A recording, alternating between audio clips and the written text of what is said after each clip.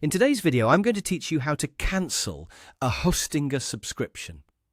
If you want to stop future charges and check whether you may still qualify for a refund, this process is fairly simple and only takes a few minutes.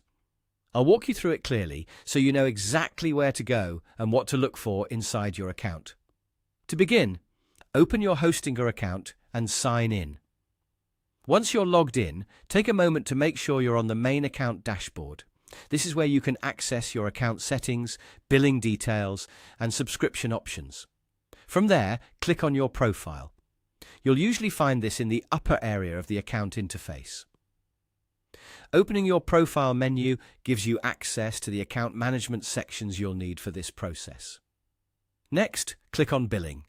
This is the section where Hostinger keeps information related to your payments, active plans, renewals, and subscription settings. If you have more than one service in your account, make sure you're looking at the correct subscription before making any changes. Under the subscription section, look for the Auto Renewal setting. If Auto Renewal is currently turned on, toggle it off. After that, click the option that says Disable Auto Renewal.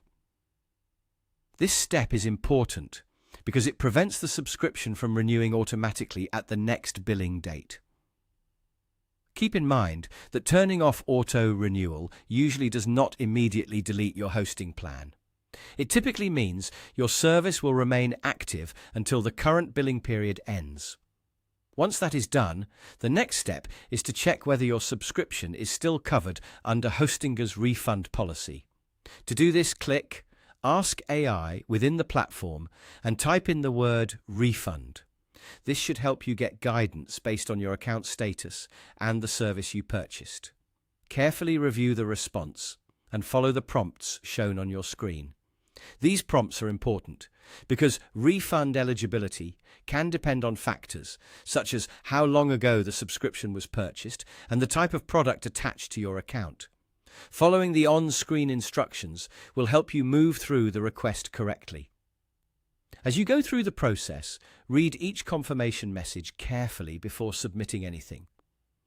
That helps you avoid accidentally cancelling the wrong service or misunderstanding whether you are only disabling renewal or also requesting a refund review.